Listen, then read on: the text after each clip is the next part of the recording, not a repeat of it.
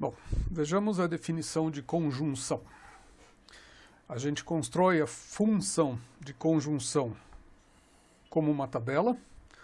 No lado esquerdo da tabela, eu tenho as variáveis da função, que no nosso caso a gente vai chamar de a e b.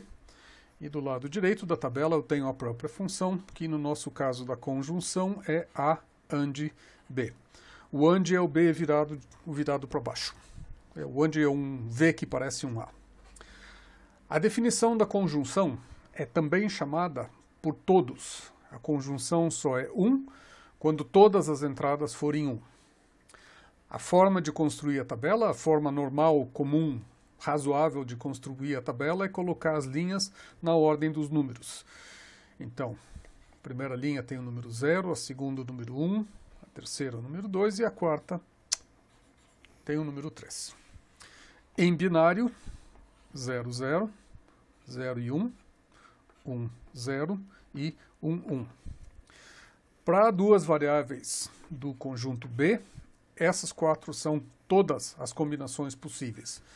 Então, uma função que eu defina no lado direito com valores que pertencem a B, de todas as variáveis possíveis, só pode ser uma função, porque de todas as combinações de entradas eu tenho uma saída que pertence a B. A propriedade de fechamento nos garante que se eu obedeço essa propriedade, então essa é uma função válida. Então, a conjunção de 0 com 0 é 0, a conjunção de 0 com 1 é 0 também, a conjunção de 1 com 0 é 0, e a conjunção de 1 com 1 é 1. Nesse caso é 1 porque todas as entradas são 1, portanto, a saída é 1 também. Ou a conjunção, nesse caso, é 1 também.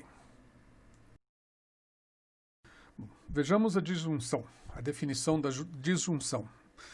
Da mesma forma que da conjunção, a gente define a função através de uma tabela. Eu também vou usar as entradas A e B. E a disjunção agora é um V, o símbolo é um V. Então, a disjunção de A e B a gente representa com A ou B.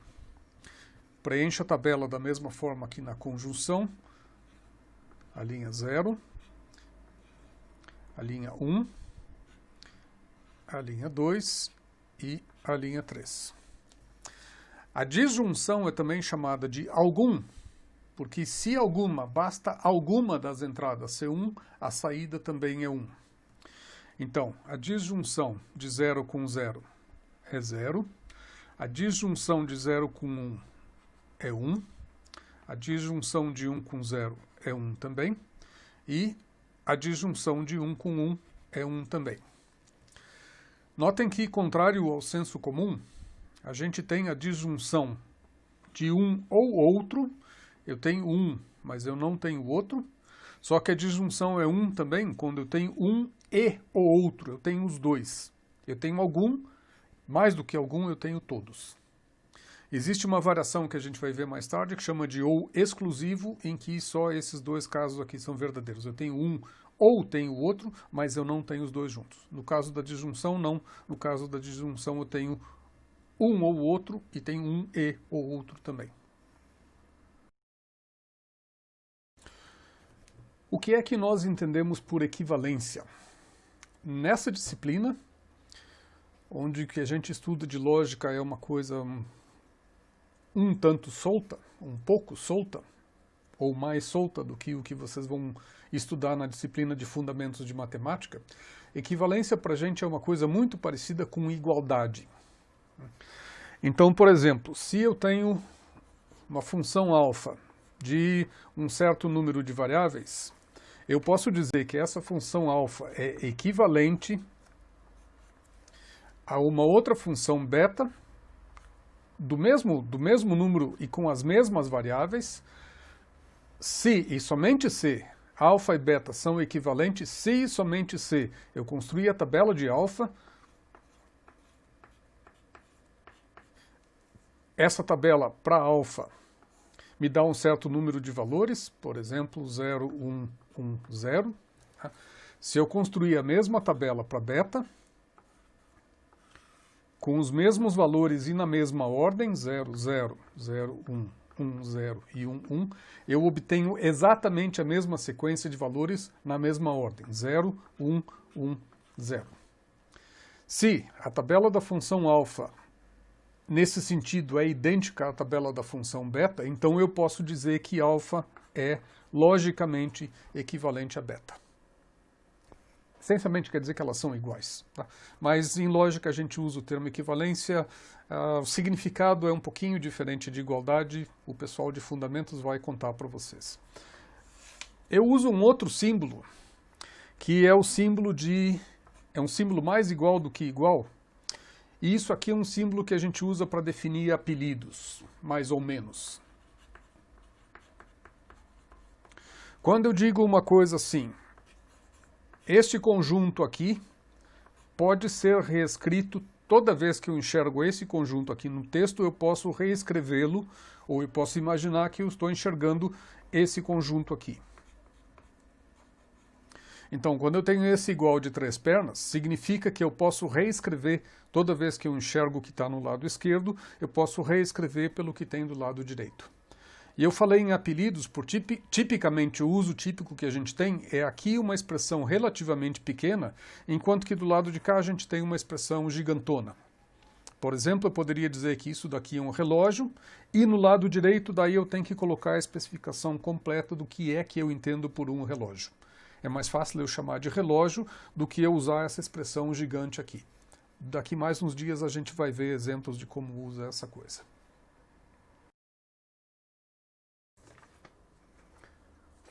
A involução é uma propriedade dos elementos de B que nos diz que o complemento do complemento de A é o próprio A. Se eu negar uma coisa 2 vezes, eu estou afirmando essa coisa. A maneira de provar ou a maneira de comprovar essa propriedade, que a gente vai usar aqui agora, é através de uma tabela verdade, que é uma tabela muito parecida com aquela que eu usei para definir a função conjunção e disjunção, mas ela tem um elemento a mais. Essa tabela tem uma coluna para equivalência, e se essa coluna, ao final da construção da tabela, estiver preenchida inteirinha com 1, significa que essa equivalência vale. Essa equivalência vale sempre. Então, a forma de construir a tabela é a seguinte. Eu tenho uma coluna para a tabela, que é a equivalência que eu quero comprovar. Eu tenho uma outra, algumas colunas para o lado direito da equivalência, que no nosso caso é simplesmente A. E eu tenho algumas colunas para o lado esquerdo da equivalência, que são a expressão contra a qual eu quero comprovar ou desprovar a equivalência. No nosso caso aqui é o complemento do complemento de A.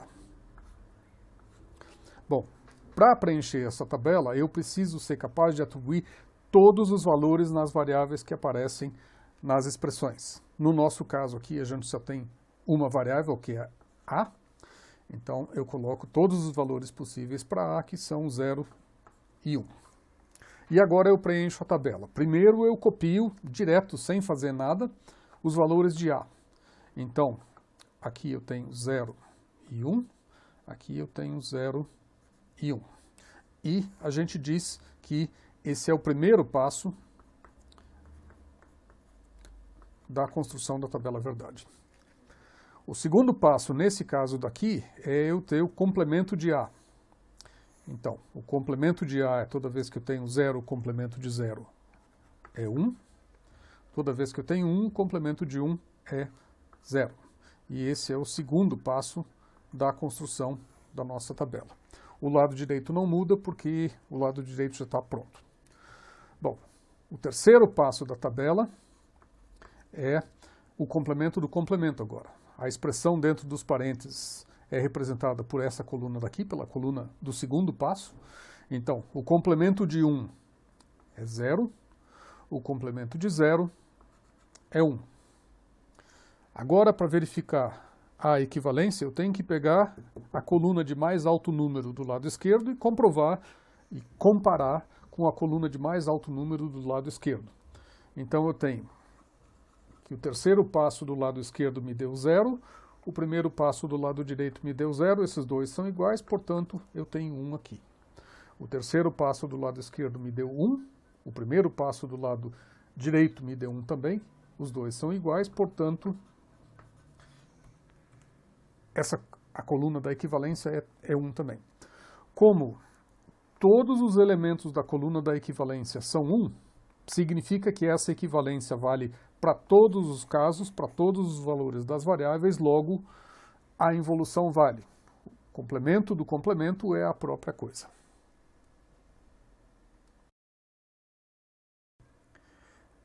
Eu vou usar uma tabela verdade agora para comprovar a comutação do OR, a comutação da disjunção. Como que eu construo essa tabela? Bom, eu coloco mais ou menos no meio a equivalência que eu quero garantir. Do lado direito da equivalência eu vou colocar B OR A. Do lado esquerdo da equivalência eu vou colocar A OR B. E, bem no cantinho do lado direito, agora eu preciso colocar todos os valores possíveis para A e B, que são 0, 0, 0, 1, 1, 0 e 1, 1. E agora eu copio dessa coluna bem da esquerda, eu copio para dentro da tabela os valores de A e de B. Por exemplo, A aqui é 0, 0, 1, 1. A aqui é 0, 0, 1, 1. E eu digo que isso é parte do primeiro passo. Também é parte do primeiro passo eu copiar os valores de B para dentro da tabela. Então, 0, 1, 0, 1. Aqui é a mesma coisa, 0, 1, 0, 1. Isso também faz parte do primeiro passo. Eu simplesmente replico os valores de todas as combinações das entradas para dentro da tabela.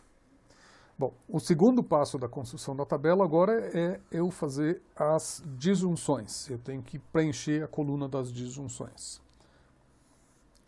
Então, no segundo passo, a disjunção de 0 com 0 é 0. A disjunção de 0 com 1 é 1. A disjunção de 1 com 0 é 1. A disjunção de 1 com 1 é 1 também. Notem que agora eu não estou mais olhando para os valores de A e B, eu estou olhando simplesmente para os valores com os quais eu preenchi a tabela. Temporariamente eu posso me esquecer de A e B. A disjunção de 0 com 0 é 0. A disjunção de 1 com 0 é 1. A disjunção de 0 com 1 é 1. A disjunção de 1 com 1 é 1. Completa o segundo passo. O terceiro e último passo agora é a comprovação da propriedade. Eu preciso olhar todos os valores da segunda coluna do lado esquerdo e conferir ou verificar a igualdade de todos os valores do segundo passo do lado direito. Então, 0 é igual a 0, são equivalentes. 1 é igual a 1, são equivalentes. 1 é igual a 1, são equivalentes. 1 é igual a 1, são equivalentes. Todos os elementos da terceira coluna são 1, portanto, fica comprovada a comutatividade do OR. A OR B é rigorosamente a mesma coisa que B OR A. De novo, notem que no preenchimento da tabela, na comprovação da equivalência, eu esqueci dos valores de A, eu esqueci dos nomes A e B, e me concentrei nos valores que essas variáveis carregam na construção da tabela. A comprovação é com os valores, entre aspas, de dentro das variáveis.